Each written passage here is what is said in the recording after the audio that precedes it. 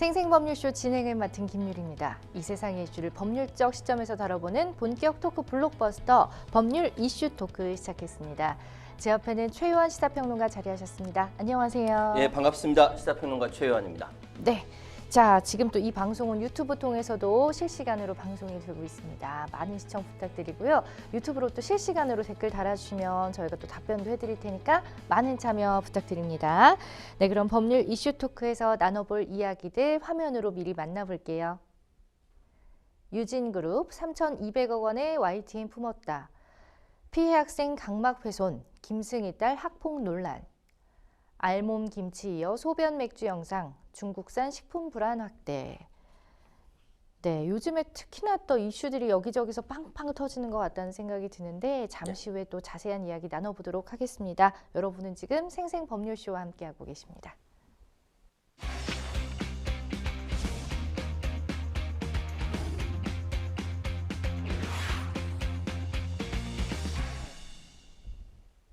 네, 법률 이슈 토크 본격적으로 시작해 보겠습니다. 첫 번째 이슈 토크 주제는요.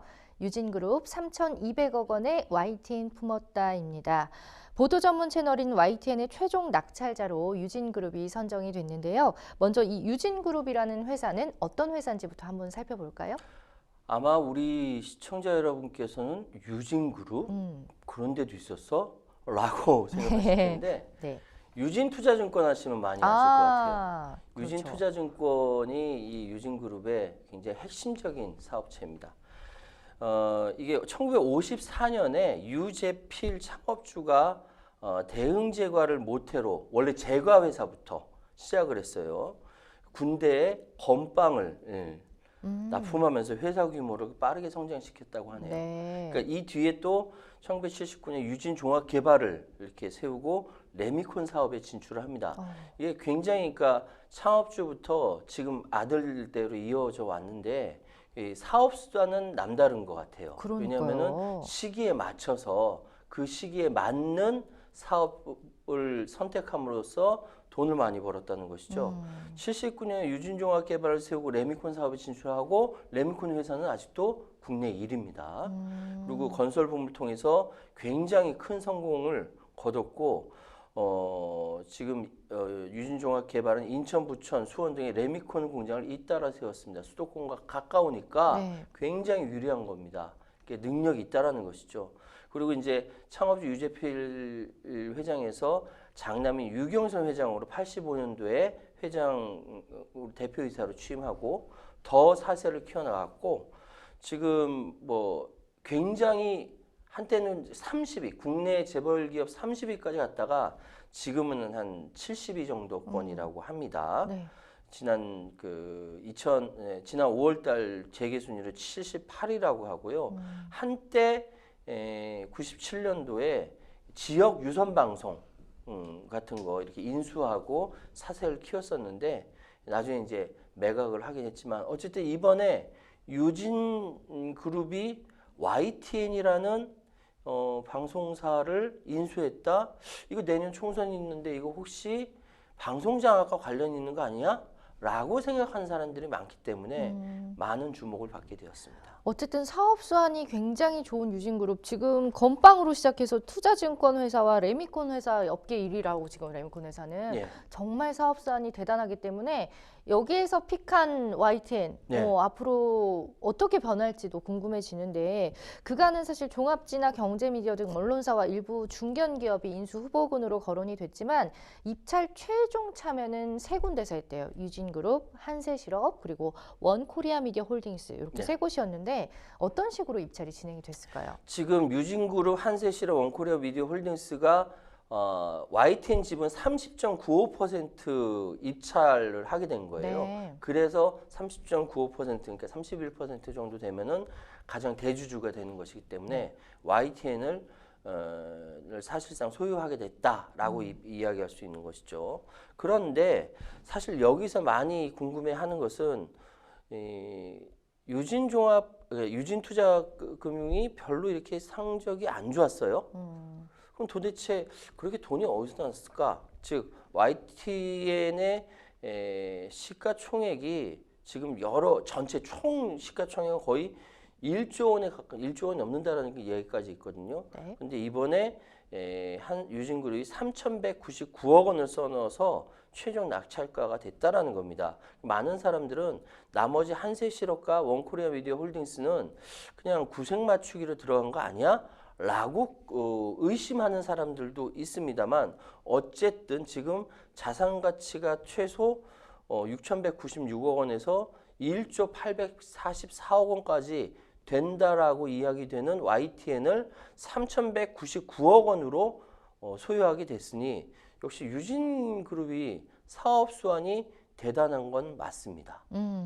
유진그룹이 이제 대한민국 대표 뉴스 전문 채널인 YTN의 지분 인수를 통해서 방송 콘텐츠 사업으로의 재진출을 목표로 하고 있다 이렇게 공식 입장을 발표했습니다. 자세히 한번 살펴볼게요. 사실은 이전에도 그러니까 유진그룹으로 커지는 거 지금 한 50여 개의 그 그룹사들이 있다라고 예. 해요.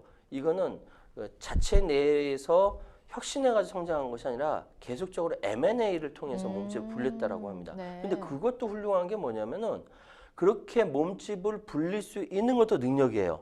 그렇죠. 대한민국 사업 환경에서 그렇게 몸집을 늘릴 수 있는 것도 재주라고 생각합니다. 사업 재주라고 생각하고. 네. 근데 이번에 유진그룹은 과거 케이블 방송 사업을 크게 성장시켰고 현재도 음악 방송 등 방송 채널 사용 사업자 사업을 진행하고 있고 공공사업인 복권사업 민간 수탁자 역할을 10여 년 동안 수행한 경험이 있다라고 밝혔습니다. 그러니까 방송업과 완전히 떨어진 건 아니다라고 굳이 이제 이야기를 하고 있는 것이죠.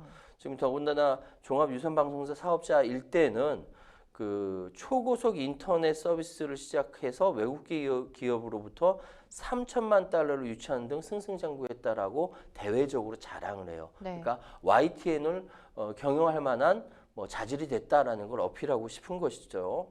근데 어쨌든 지금 한전 KDN과 한국마사야가 보유했던 지분을 이제 유진그룹이 보유함으로써 YTN의 새 주인이 됐는데 과거에 이런 뉴스 채널을 소위 얘기해서 보도 전문 채널을 한 게 아니라 다른 종합 케이블 방송을 했단 말이죠. 그럼 이거는 좀 성격이 좀 다르긴 한데 어떻게 좀 더 상황을 좀 지켜봐야 되지 않을까라는 생각도 듭니다. 네, 이 가운데 YTN의 기업 가치가 전자신문 대비 13배에 달한 것으로 드러났는데요. 여기에는 어떤 배경이 있을까요? 그러니까 사실은 제가 이제 조금 개인 자랑을 하자면 YTN도 출연했었습니다만 네. 그 석사 논문이 언론 관련된 거예요. 정확하게 말씀드리면은 한국의 언론 환경이 2011년 종합편성 채널이 등장하면서 굉장히 급변하게 됩니다. 급변하게 되면서 여러 가지 채널이 생기고 그 여러 가지 채널 중에 살아남는 채널이 있고 죽은 채널도 있고요. 이렇게 막 바뀌면서 그 중에 독보적인 뉴스 채널이라고 합니다. YTN과 연합뉴스예요. 이 두 군데가 바로 우리나라 대표적인 보도 채널인데 그 중에 훨씬 더 뉴스 파워풀이 있다라고 하면 YTN을 꼽을 수밖에 없거든요. 지금 상황은. 근데 전자신문보다 13배나 비싸다는 의미는 뭐냐면은 재무실적 차이는 전자신문이라는 데하고는 4배 차이밖에 안 납니다. 그런데 경영권 프리미엄이 상당하다라는 것이죠. 그러니까 YTN이라는 보도 전문 채널이 그 아젠다를 잡고 사회적으로 전달하는 파워가 대단하다. 그런 차원에서 아마 그 전자신문과 굳이 대별한 건 아닌가. 그렇게 대별을 생각할 수 있는 거 아닐까라고 말씀드리겠습니다. 어쨌거나 얘기를 쭉 들어보니까 이렇게 사업 수완이 뛰어난 유진그룹에서 그냥 YTN을 선택한 것 같지는 않습니다. 자, 아울러서 이제 YTN이 알짜 자산을 보유했다 이런 점도 높은 기업 가치 책정에 한몫했다라는 분석도 있는데 어떻게 보세요? 지금 YTN 사업 보고서를 보면요. 지금 그 남산 서울 타워 있죠. 네. 그리고 YTN 뉴스 스퀘어 상암동에 있습니다. 이게 다 연간 임대 수입만 200억 원에 달하는 굉장히 YTN은 알짜 사업체예요. 부동산 가치는 4천억 원에 이른다라고 합니다. 네. 이번에 YTN을 유진그룹이 미디어 사업 재진출에 대한 확고한 의지를 가지고 YTN을 경영하게 됐다. 이거는 단순히 유진그룹이 금융회사라든지 뭐 레미콘 회사가 아니라 21세기 앞으로 도래하는 미디어 산업에 있어서 능동적으로 적응하겠다 이런 의지가 있다라는 걸 외부에 보일 수 있는 겁니다. 그래서 복합적으로 작용했다라고 말씀드릴 수 있는 것이죠.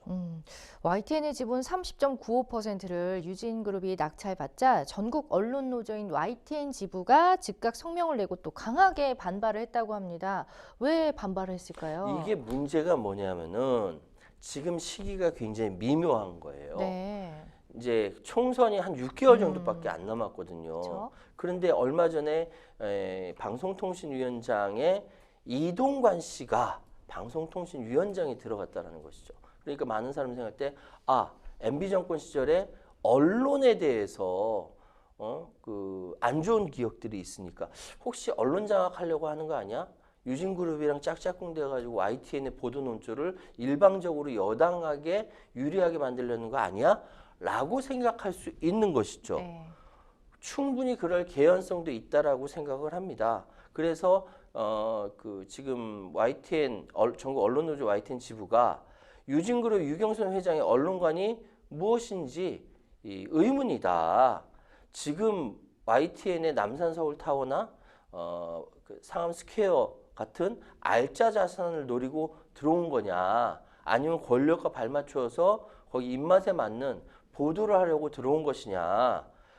절대 경영은 하되 보도의 그 내용에 대해서 간섭을 해서는 안 된다는 차원에서 경계하면서 이 노조에서 성명서를 발표했습니다. 노조로서는 충분히 우려할 만한 상황이라고 생각합니다.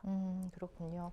더불어민주당 홍익표 원내대표는 YTN의 새 대주주인 최종 후보로 유진그룹이 선정된 데 대해서 맹공을 퍼부었다고 해요. 현 정권이 방송 장악을 시도하고 있다는 주장, 이제 노조와도 같은 결의 주장인 것 같은데요. 근데 그 홍익표 정책위 원내대표는 예전에 정책위원장이죠. 원내대표가 이거를 이야기하는 것이 근거가 없는 얘기는 아니에요. 뭐냐면은 유진그룹의 유 회장이 과거 특수부 검사에게 내사 무마를 대가로 뇌물을 공여한 혐의 때문에 대법원에서 유죄 판결을 받은 적이 있습니다. 네. 권력이 힘이 얼마나 센지 안다라는 것이죠. 그리고 이로 인해서 10년간 운영해온 나눔로또 복권 사업의 수탁 사업자 선정에도 탈락을 했다라는 것이죠. 이런 상황이 있는데 그 민주당에 들어온 제보는 YTN 매각 과정에서 대통령실과 정부가 유무형의 압력을 행사했다라는 의혹이 제기되고 있다라고 홍익표 원내대표가 이야기를 한 겁니다. 다시 말씀드리면 아까 말씀드렸던 세 군데 회사 중에 나머지 두 군데 회사는 그냥 형식상 들러리 섰고 이미 유진그룹으로 내정되어 있는 거 아니냐라고 홍익표 원내대표가 문제 제기를 한 것입니다. 이번에 만약에 지분 매각이 확정이 되면 YTN은 사실상 민영화가 되는 건데 어떤 절차를 거치게 되는 건가요? 지금 방통위가 방송법 등에 따라서 민영화 의결을 거칩니다. 그래서 방송의 공적 책임 공공성 및 공익성의 실현 가능성, 기타 등등등등 이런 것들 고려해서 승인 여부를 합니다. 방통위에서 승인 여부를 결정을 해요. 만약에 방통위에서 반대한다면 안 됩니다. 그래서 지금 YTN TV와 라디오 지분을 다 가지고 있기 때문에 소유 규제 위반도 검토돼야 되고 여러 가지 생각해야 할 부분이 많습니다. 왜냐하면은 YTN은 상장된 민간 회사입니다. 근데 민간 회사인데 지금까지 그 마사회라든지 이렇게 공기업들이 지배주주여서 사실상 공영 언론으로 인정을 받았던 거예요. 그런데 지금 YTN이 그 유진그룹이라는 민영 기업으로 넘어가게 되면 이거야말로 민영화가 되는 것이거든요. 그렇기 때문에 많은 사람들이 언론사가 민영화돼 이 논조는 사주의 주장에 따라서 의지에 따라서 좌우되겠네라고 생각할 수가 있는 겁니다. 그러나 방송은 공공성과 공정성의 생명이거든요. 그래서 많은 사람이 우려하는 것이고 어쨌든 지금 KDN, 한전 KDN과 한국마사회가 보여준 지분을 유진그룹이 이제 가지게 됐어요. 그래서 민영화가 됐다라고 말씀드릴 수밖에 없는 겁니다. 네. 유진그룹이 보도 전문 채널 YTN을 최종 인수하면서 17년 만에 다시 미디어 분야 사업 진출을 꾀하게 됨에 따라 그간 이제 레미콘 사업 어쨌든 업계 1위라고는 하지만 업황의 부진으로 고전했던 실적이라든지 주가가 반등할 수 있을지에 대해서도 관심이 좀 모아지고 있습니다. 어떻게 보시는지. 아무래도 주식시장이라는 데가 사실 이제 며느리도 모르고 하느님도 모르고 아무도 모릅니다. 네. 왜 올랐는지 왜 떨어졌는지 모르는 상황이 예. 부지기수예요. 그런데 지금 유진그룹이 그간 부진했던 유진기업의 주가가 다시 반등할 수 있다라고 하면서 투자하시는 분들이 가슴 설레하고 있는 것도 사실입니다. YTN 인수 소식이 알려지면서 유진기업의 주가는 시간의 시장에서 상한가로 직행했다라고 해요. 2018년 9,000원대 후반대에 주가 고점을 찍은 이후 계속 주가가 하락세에 있었거든요. 오래전부터 언론사에 관심을 가지고 있었다라고 하는데 어쨌든 지금 유진그룹 입장에서는 YTN 인수한 것이 굉장히 희소식이고 호재라고 말씀드릴 수가 있습니다. 안 그래도 지금 유진기업은 전일 대비 730원 뛴 4,250원에 거래 중이라고 합니다. 그렇군요. 일각에서는 이제 YTN 민영화의 속도전을 벌이는 것에 대해서 좀 의혹의 시각도 있다라고 하는데 우리 평론가님은 어떻게 보세요? 글쎄요, 이 부분에 대해서는 좀 생각할 부분이 뭐냐면은 대한민국의 민주주의는 차츰차츰 87년도 6월 항쟁을 통해서 차츰차츰 발전되어 왔거든요. 네. 그렇기 때문에 이 발전된 건 단순히 일부 진영이나 일부 그룹만 아니라 사회 전체가 발전되어 있는 상황이기 때문에 특히 방송 민주화에 대해서는 대한민국은 굉장한 적응력을 갖고 있어요. 만약에 방송 장악이라든지 이렇게 하게 된다라고 한다면은 난리가 날 겁니다. 그렇게 되면 총선이니 뭐니 해서 오히려 역효과 날 거라는 생각이 들고요. 그럼에도 불구하고 정부가 이 YTN 매각 절차, 왜냐하면 YTN 지금까지 흑자 기업이었습니다. 손해를 보지 않았어요. 근데 매각할 이유가 없는데 매각을 하게 된 겁니다. 그건 정말 이상하거든요. 그렇기 때문에 이 매각 절차의 과정의 적절성, 실제로 들러리 섰나 안 섰나부터 시작해서 그래도 의혹이 풀리지 않으면 국정조사까지 가야 합니다. 왜냐하면 언론사에서 나가는 보도 논조가 국민들의 여론에 직접적인 영향을 미치기 때문에 그렇습니다. 만약에 이걸 가지고 총선에 활용하려고 한다? 이거는 큰일 나는 일이에요. 이건 탄핵 사유까지 가는 거예요. 그렇기 때문에 지금 상황은 친정부 편향 언론을 획책한다는 비판에 직면할 수도 있기 때문에 명확하게 이 매각 절차 잘 되었는지 어떻게 되었는지 명명백백하게 밝혀져야만 합니다.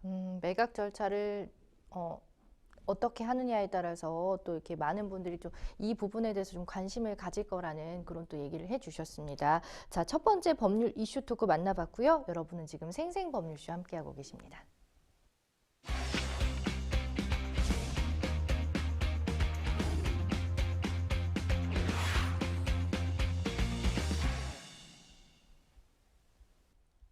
법률 이슈 토크 두 번째 주제입니다. 김승희 딸 후배의 세 차례 폭행 외압 의혹 조사입니다.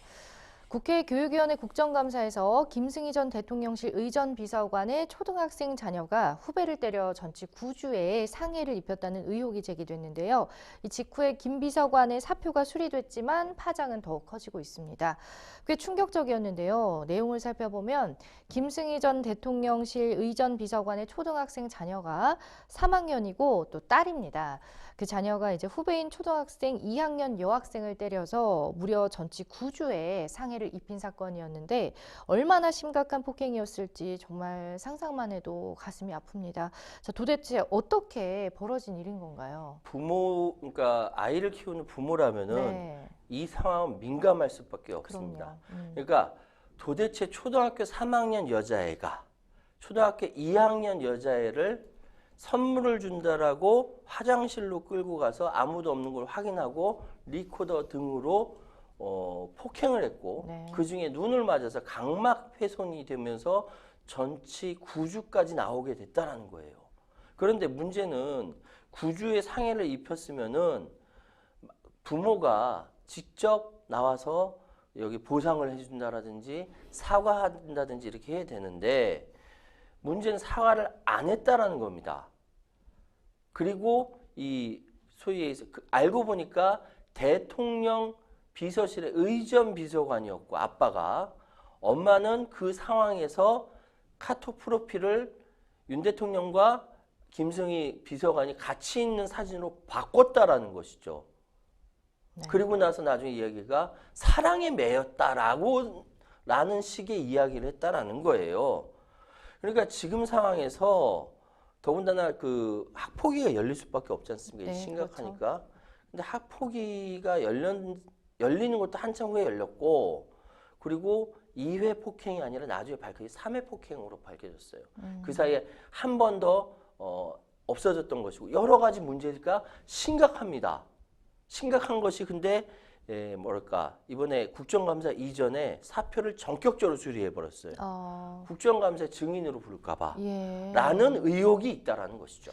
그렇군요. 어쨌든 뭐 국정감사를 통해서 수면 위로 떠오른 사건이긴 합니다. 근데 정황상 여러 가지 이해가 되지 않는 점이 좀 있는데요. 일단 애초에 두 학생은 학년이 다른데 강제 전학을 이제 피해자 측에서는 요구를 했으나 학급 교체 처분이 결정이 된 것 자체가 이해가 가지 않습니다. 전혀 실효성이 없는 처분이 아닐까 싶거든요. 그렇죠. 이번에 그 국정감사에서 김영호 의원이 제기한 건데 실효성 없는 학급 교체와 부실한 피해 제보 2학년과 3학년은 다 아예 처음부터 반이 다르잖아요. 그렇죠. 학년이 다른데 그거 학급을 바꾸는 게 무슨 의미가 있습니까? 우리는 그거죠. 그러니까 학폭위 결정을 했다. 이런 결정을 냈다라는 거 보여주기 위해서 한 거 아니냐. 교장 선생님 책임져야 돼. 이 부분에 대해서.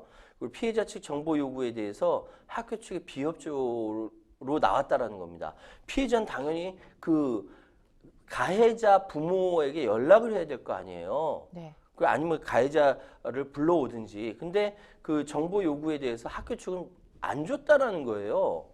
뭐가 그렇게 무서워서. 그리고 3달 넘게 사과하지 않았다라는 겁니다. 가해자 측 학생의 부모, 즉 김승희 의전 비서관과 그 부인은 사과하지도 않았다. 전치 9주까지 나왔는데도 사과하지 않았다는 것이죠. 네. 피해 학생 부모가 공문을 송달하려고 학교 측의 가해 학생 부모의 우편물 수치 정보를 요구했는데 학교에서 전혀 협조하지 않았다. 이거는 이렇게 생각해 보면 이거 김승희 의전 비서관 측에서 학교를 협박한 거 아니야? 라고 해석할 수밖에 없는 겁니다. 전치 뭐 구주가 나왔든 어쨌든 폭력을 가했으면 사과를 하는 게 당연한 일인데 어쨌든 사과를 하지 않았다는 부분에 대해서는 굉장히 유감스럽습니다. 또 학폭위 심의 결과를 보면 16점부터 강제 전학인데 가해 학생은 15점을 받아서 이제 강제 전학을 면했거든요. 근데 여기서 지속성에 1점을 부과한 건데 일주일간 2번이나 유사한 폭력을 행사했음에도 불구하고 보복이 우려되는 상황을 고려하지 않고 지속성을 낮게 판단했다는 게 좀 의구심이 듭니다. 왜 그랬을까요? 그러니까 학폭위 심의가 문제라는 것이죠. 네. 믿을 수가 없는 겁니다. 보십시오. 심각성과 화해 정도에서 4점, 고의성에서 3점이 부과됐어요. 그러면 이 상황에서 지속성에서 1점만 부과됐다라는 거예요. 그런데 문제는 폭행 일주일 전에도 같은 방식의 1차 폭행이 있었습니다. 네. 일주일 동안 2번 연속 유사한 폭력을 행사한 것인데 이게 지속성이 1점만 받을 겁니까? 아니잖아요. 상식적으로 생각을 해보자는 것이죠. 핵심은 그러니까 그렇게 낮게 한 것은 가해자인 학생의 부모가 고위공무원이기 때문이다.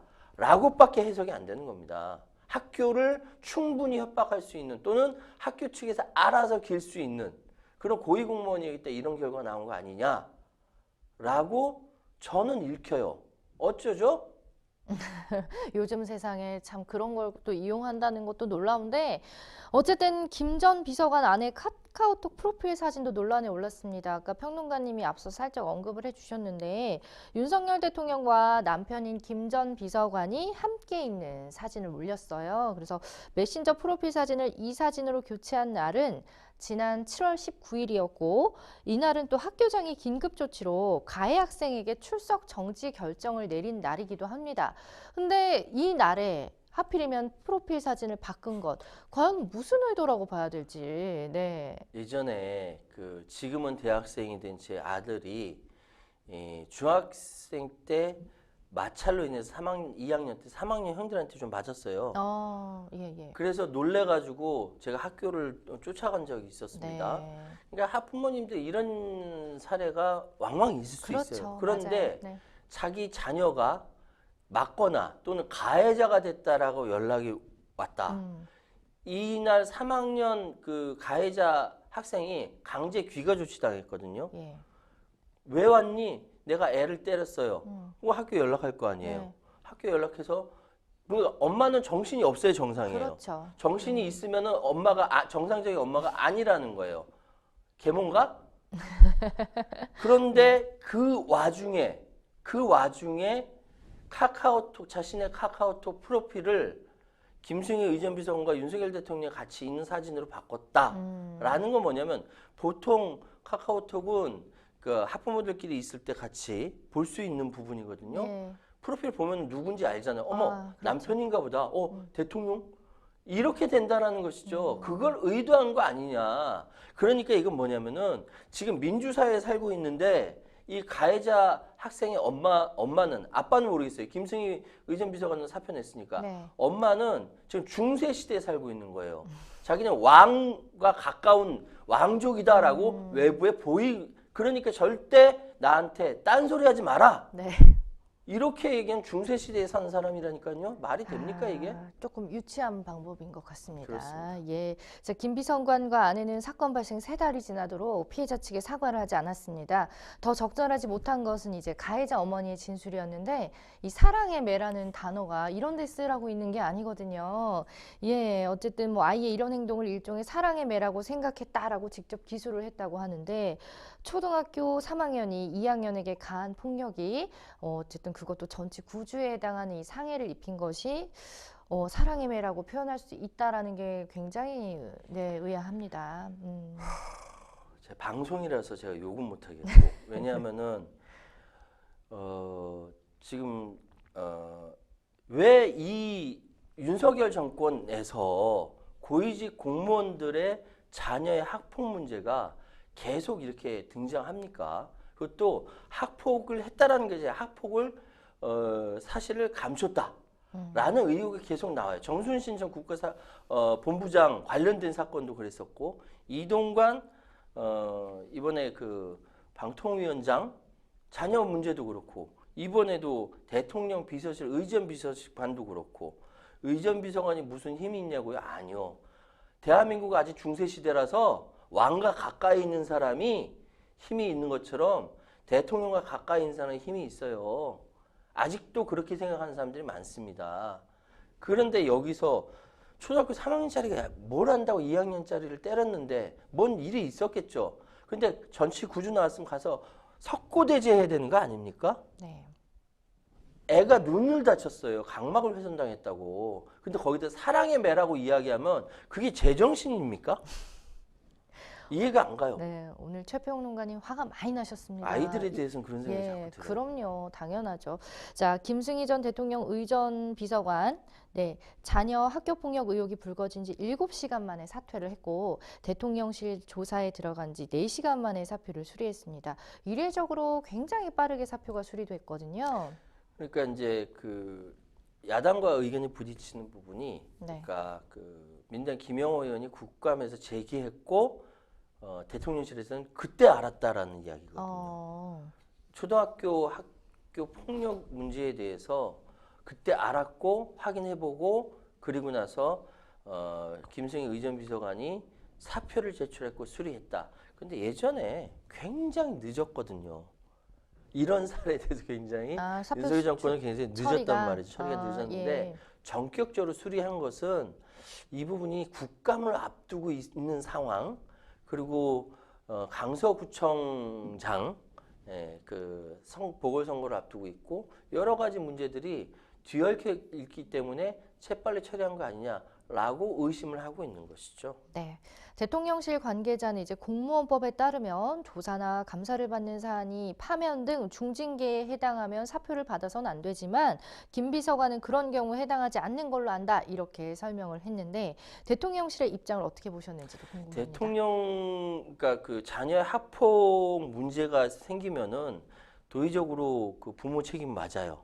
그런데 여기까지는 문제가 없는데 학폭을 가리려고 하거나 부당한 압력을 넣거나 그러면 이건 굉장히 큰 문제가 되는 거예요. 그럼요. 근데 지금 문제는 그러한 개연성이 있다라고 판단해서 감사에 들어간다, 조사에 착수했다라고 하지 않습니까? 그러면 사표 수리 받으면 안 되는 것이었죠.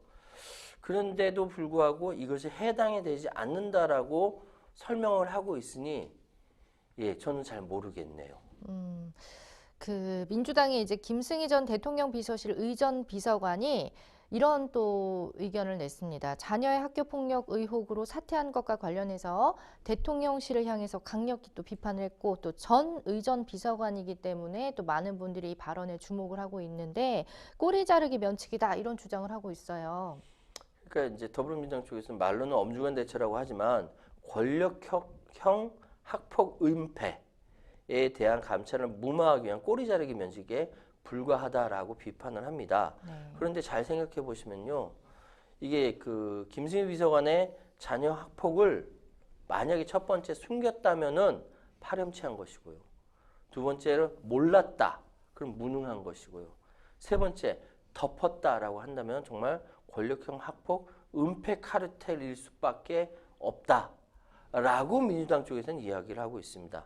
지금 이런 사례가 계속 데자비처럼 계속 떠오르는 것이 정순신 전 그 변호사가 그랬고 이동관 현 방통위원장이 그랬고 김승희 전 의전 비서관까지 계속적으로 학폭 논란이 벌어지고 있기 때문에 이 부분은 특별히 좀 고민을 하셔야 될 것이 대통령실에서 고민해야 돼요. 지금 자녀들과 관련된 부분 그리고 학폭에 관련된 부분 굉장히 민감합니다. 올 초반에 글로리라는 드라마가 전 세계적으로 히트를 친 이유가 전 세계 부모들이 다 이 학폭에 관련돼서 예민하게 반응하는 이유입니다. 큰일 납니다. 이거 빨리 정리하셔야 됩니다. 네, 제가 아까 질문에서 이제 더불어민주당 얘기를 하면서 전 의전 비서관 이런 발언을 했다는 것을 좀 오류였습니다. 정정을 하고요. 자, 이번 의혹을 제기한 김영호 더불어민주당 의원이 있습니다. 이제 김승희 전 대통령실 의전 비서관 자녀 학교 폭력 논란에 대해서 대통령실에서 제가 폭로하기 전에 이미 알고 있었다 이렇게 주장을 하기도 했다고 하는데 실제로 어땠나요? 지금 김영호 의원에게 경기도 교육청에서 학폭 관련 일부 자료를 받았는데 네. 교육청에서 자료를 주고 나서 피해자와 가해자 측 부모에게 국정감사용 자료를 제출했다고 전달했다라는 거예요. 김영호 의원한테. 그러니까 경기도 교육청에서 양측 피해자 가해자 부모에게 상황이 이렇습니다. 자료를 국감에 제출했습니다라고 전달했다라는 거예요. 네. 그러니까 김승희 의전 비서관 이게 국감에서 문제가 되는구나라고 생각하면서 사표를 제출했다. 그리고 이 상황이 국감에서 문제가 될 수 있으니까 정권에 부담이 될 수 있으니까 상황을 설명했고 그래서 전격적으로 수리한 거 아니냐라고 김영호 의원이 문제 제기한 거예요. 근데 문제는 지금 사건 발발하고 나서 가해자 측이 그러니까 김승희 의전 비서관 전 비서관 측이 피해자 측이 아직도 사과를 하지 않았다라는 겁니다. 모르겠어요. 지금 이 방송하는 이 시점에는 사과를 했을지 모르겠어요. 네. 그래서 제가 들어오기 전까지 사과했다는 보도가 나오지 않았어요. 왜냐하면 지금 국정감사에 굉장히 첨예한 부분이기 때문에 김승희 의전 비서관이 사과했다라고 하면은 그건 금방 보도화가 될 수밖에 없는 상황이거든요. 근데 제가 방송 들어오기 전까지 사과했다는 보도가 안 나왔어요. 그럼 지금 사과를 안 한 겁니다. 그렇군요. 어쨌든 이제 가해를 한 사실은 명백하기 때문에 사과를 좀 했으면 하는데 사과를 하는 순간 이제 인정을 한다라고 생각해서 그런 건지 뭐 의도는 알 수가 없습니다만 좀 빠른 사과를 해야 그나마 좀 피해자들의 마음이 당연히 사과를 피해자 해야죠. 가족들의 마음도 좀 치유가 되지 않을까. 치유가 되는 건 쉽진 않을 것 같고 이미 너무 늦었어요. 제가 볼 때는. 자, 하지만 이제 대통령실은 아까 제가 말씀드린 김영호 의원의 주장에 전혀 사실이 아니다라고 부인을 했다고 합니다. 몰랐다라는 거죠, 한마디로. 그래서 몰랐으면 무능하다라는 이야기인데 지금 대통령실은 이 상황에 대해서 몰랐다라고 이야기를 하는 거예요. 그러니까 김영호 의원이 주장한 건 사실이 전혀 아니다. 즉 경기도 교육청이 자료 제출 사실을 대통령실에 알려오지도 않았을 뿐 아니라 그와 관련해 대통령실은 김 전 비서관으로부터 어떤 사전 보고도 받은 바 없다라고 이야기하고 있습니다. 알겠습니다. 그러니까 대통령실은 관계없다라고 얘기하시면 안 되고요. 이 상황이 이렇게 된 거에 대해서 잘 조사해서 발표하겠다라고 얘기하셔야 돼요. 왜냐하면은 이렇게 심각한 문제를 교육청이 알고 있는데도 불구하고 이 상황에 대해서 몰랐다, 정무 능력에 문제가 있다라고 인정하는 거예요. 그러니까 이 부분에 대해서 몰랐다라고 하지 마시고 이 부분에 대해서는 더 잘 조사해서 알려드리겠다라고 말씀하는 것이 정상입니다. 네, 김승희 전 대통령실 의전 비서관이 어떤 인물인지에 대해서도 많은 분들이 또 주목을 하고 있는데 김건희 여사와의 친분이 재조명되고 있다고요. 어떤 친분이 있나요? 그러니까 김승희 전 의전 비서관 사진과 윤석열 대통령 사진을 부인의 카톡에 프로필 사진 올릴 정도라고 한다면은 네. 뭔가 있지 않느냐 해서 알아보니까 예. 지금 김승희 전 비서관이 김건희 여사의 비선 실세라고 김영호 의원은 주장을 합니다만 그건 잘 모르겠어요. 확실한 것은 대학원 최고위 과정을 함께한 인연으로 지난 대선 때 윤석열 후보 캠프에 합류해서 의전 비서관까지 올라갔다라는 겁니다. 그리고 김건희 여사의 비선 실세다라는 이야기를 비선 실세라고 알려졌다라는 거예요. 네. 그러니까 뭐 여러 가지 이야기가 많이 있습니다만 어쨌든 일반인일 때 대학원에서 언론대학원 고대죠 최고의 과정을 함께 수료했고 이때서부터 여러 가지 관계를 맺어왔다. 근데 사실 윤석열 정권에서 김건희 여사의 입김이 굉장히 세지 않습니까? 그 관계가 있다라고 한다면은 이 부분은 사람들이 합리적으로는 의심을 할 만하지요. 네. 한편 이제 당초 알려졌던 폭력 사건 외에도 추가 의혹이 속속 드러나고 있다고 하는데 사태가 점점 좀 심각해지는 것 같아요. 어떤 의혹이 또 드러나고 있나요? 지금 당초 사건이 발생한 시기가 7월 10일과 7월 17일 두 차례로 알려졌는데 네. 두 번째 폭행이 7월 17일 다음 날인 18일 날 네. 학교에 신고가 또 접수가 됩니다. 또 폭행이 있었다는 것이죠. 예. 근데 학교 폭력 대책 심의위원회 학폭위가 9월 21일 날 열립니다. 그러면 그 사이에 아무 제재가 없었기 때문에 그 가해 학생과 피해 학생끼리 마주쳤을 때 물론 전치 구조면은 학교는 못 갔겠지만 전혀 아무런 제재가 없었다라는 것이고 학폭위에 채 2달이 걸린다는 건 사실 상식적으로 이해가 되지 않거든요. 그리고 아까 말씀드렸던 대로 강제 전학이 되지 않았다라는 거.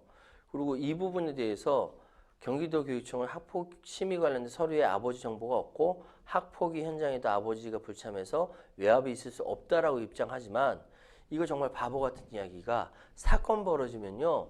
이 사건과 관계된 사람들이 어떤 사람들인지 다 알아봐요. 이거 눈가리가 아웅이에요.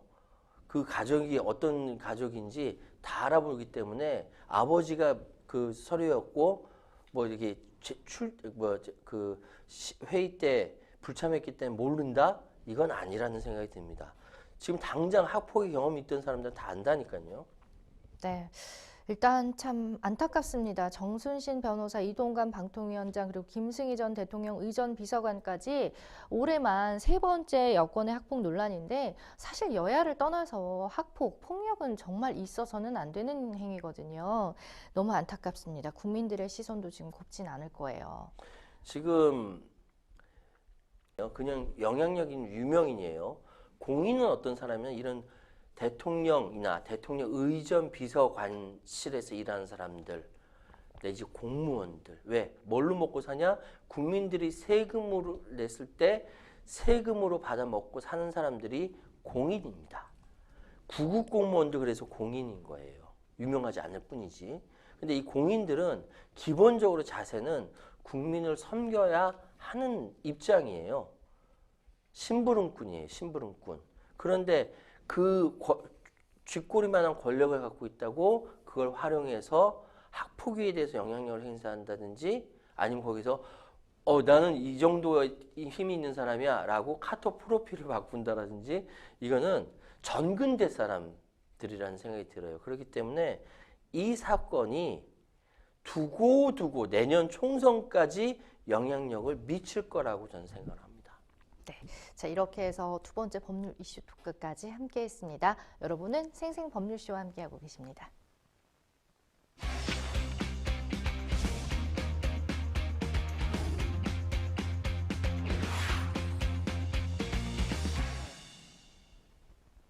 법률 이슈 토크 세 번째 주제 만나보겠습니다. 알몸김치 이어 소변 맥주 영상, 중국산 식품 불안 확대인데요. 중국집에서 자주 찾는 칭따오 맥주가 소변 맥주 파문에 휩싸였습니다. 이 중국 현지 생산 공장에서 한 직원이 맥주의 원료인 메가에다가 소변을 넣는 영상이 공개가 된 건데, 정말 보고도 믿기 힘든 광경이더라고요. 제가 너무 놀래가지고 네. 메가 원료가 왜 야외에 있는지 그거부터가 이해가 되지 않았어요. 네. 근데 이 사람은 그러니까 영상으로 봐서는 정확하게 소변 보는 영상이고 네. 그래서 이 상황이 발칵 뒤집어지고 공장 전면 폐쇄가 됐고요. 지금 그 관련 당국, 핑두시 관할 당국, 공안이 등장하고 난리가 났습니다. 네. 그런데 이 칭따오 맥주는요, 제가 기억하기로는 우리나라 수입 1, 2위 하는 맥주예요. 저도 양고기 먹을 때 되게 맛있거든요. 네. 많은 세트죠. 분들이, 예, 많은 분들이 양고기 먹을 때 칭따오 맥주, 뭐 이렇게 생각할 정도로 찰떡궁합으로 이렇게 인식돼 왔는데 네. 원료에다가 소변을 봤다? 이거는 충격적인 겁니다. 물론 이 부분에 대해서 칭따오 맥주 한국 수입사는 논란이 된 그 3공장 폐쇄됐거든요. 그 3공장은 중국 내수용이고 내수용 맥주는 생산하고 국내 유통 맥주는 무관하다라고 해명했습니다만 네. 이런 생각이 들어요. 이번에만 그랬을까? 그러니까요. 답변 다 하신 거예요? 네. 맞습니다. 이게 어쨌든 저희가 이게 드러났기 때문에 이걸 아는 거지 그 공장에서 안 만들었다고 해도 또 불안한 건 어쩔 수가 없는데 아까 말씀하셨듯이 중국 공안까지 이제 직접 나서서 영상 촬영자와 방뇨 추정자 등을 체포했다고 해요. 네. 중국 현지에서는 해당 영상이 유포된 데 대해서 근데 많은 의문점을 쏟아내고 있다고 하는데 왜죠? 지금 이 일을 칭따오 게이트라고 부른다고 합니다. 왜냐하면은 이게 무슨 목적으로 이 영상을 찍었는지, 네. 무슨 목적으로 이 영상을 소위 해서 SNS에 올려서 해외로 퍼지게 만들었는지 의문이라는 것이죠. 더군다나 해당 영상 촬영지가 맥주 공장 내부가 아닌 물류 운송업체의 하역장이고 네. 영상 속 인물이 하청업체 직원이라는 사실이 알려지면서 이거 의도적으로 벌인 일 아니야? 라고 의심할 수까지 있는 겁니다. 네. 그러니까 맥주 공장 내부에는 많은 카메라가 있고 또 사건이 발생한 곳과 매우 가까이에 화장실이 있는데 왜 이런 일을 벌였을까? 고의로 이런 영상을 촬영하고 퍼뜨린 거 아니냐? 이런 참 믿지 못할 상황이 벌어진 것이죠. 네, 여러 측면에서 의심해 볼 필요는 있는데 지금 검거된 영상 촬영자와 방류 추정자에 대한 처벌이 좀 궁금해요. 대략 이런 경우에는 중국은 또 되게 처벌이 높기로 유명하잖아요. 어때요? 지금 일단은 공장 제3공장은 폐쇄됐다고 합니다. 네. 그리고 이 관계자들은 다 구속됐다라고 해요. 아, 일단 관련 공장 모든 원료 봉인하고 지금 작업하고 있는데 지금 상황은 왜냐하면 중국의 대외적 이미지가 완전히 추락을 해버린 것이거든요. 네, 그렇죠. 그만큼 칭따오 맥주가 갖는 중국의 상징성이 크기 때문에 그렇습니다. 그러니까요. 문제 영상으로 이제 중국과 해외에서 정말 상당한 제품 인지도를 자랑하던 이 칭따오 맥주의 이미지 자체가 엄청 실추됐잖아요. 자, 영상 속에 이제 공장에서 생산된 제품이 한국에 수입되지 않는다라고 이제 말은 했지만 그 후폭풍은 거셉니다. 어쨌든 뭐 소변 맥주 논란 보도 이후에 국내 맥주 시장의 판도까지 바꿔놓을 수 있는 대형 악재가 될 전망도 있다고 합니다. 어떻게 보세요?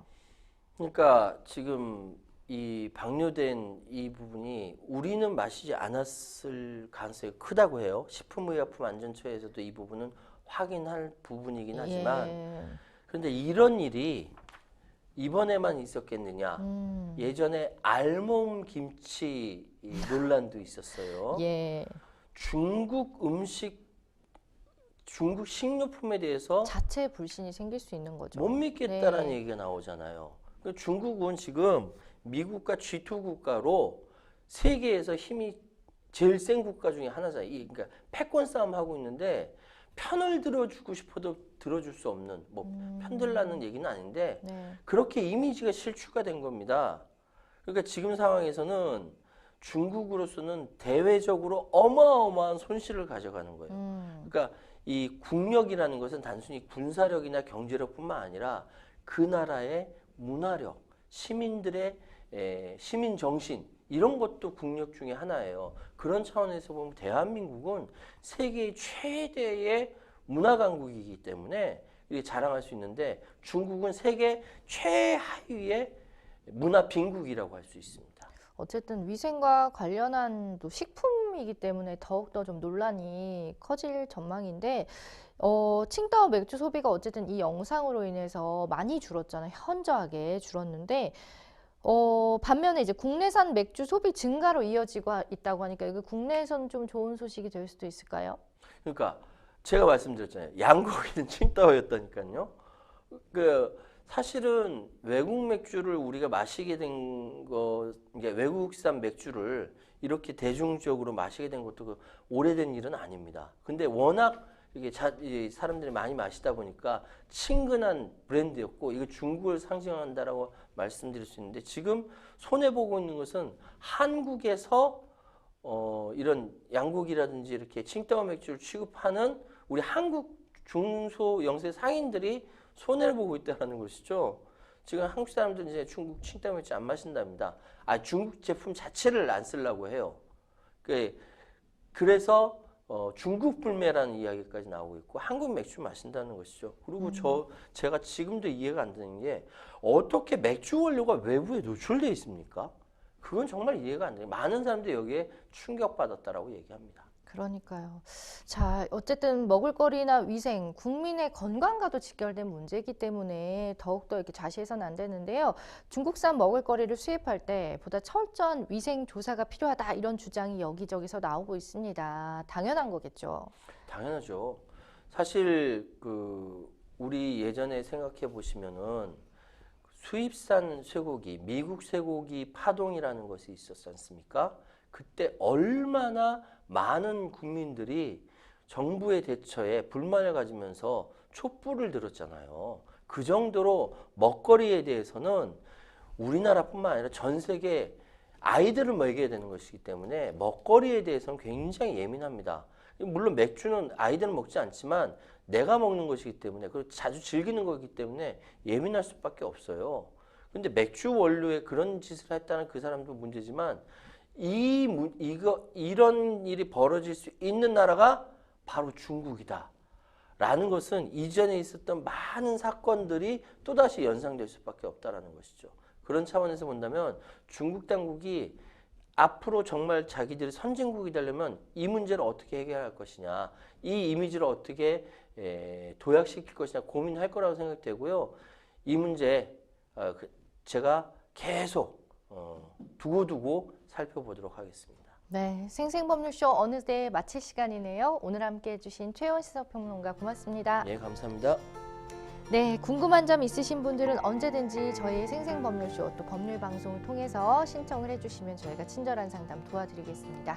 오늘 준비한 내용 여기까지입니다. 편안한 오후 보내세요. 고맙습니다.